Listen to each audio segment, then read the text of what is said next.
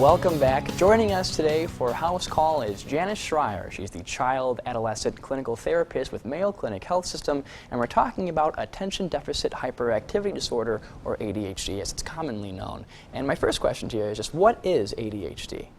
ADHD is a neurological developmental disorder. It's characterized by increased rates of inattention, hyperactivity, and impulsivity.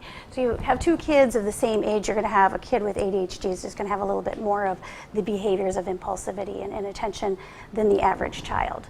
All kids have some of these behaviors, but a child with ADHD has increased rates. So with all children having a little bit, how is it diagnosed?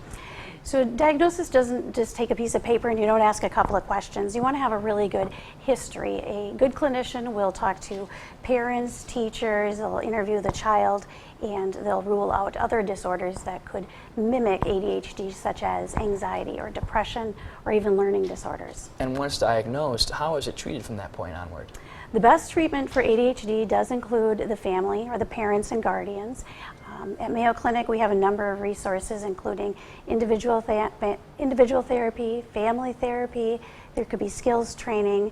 We have a new program at Mayo Clinic which involves parent training, which is a 6-week program of training parents how to be what we call super parents of children with ADHD. So learning specific skills on how to parent these kids with more challenging behaviors. Well, thank you for joining us and that information.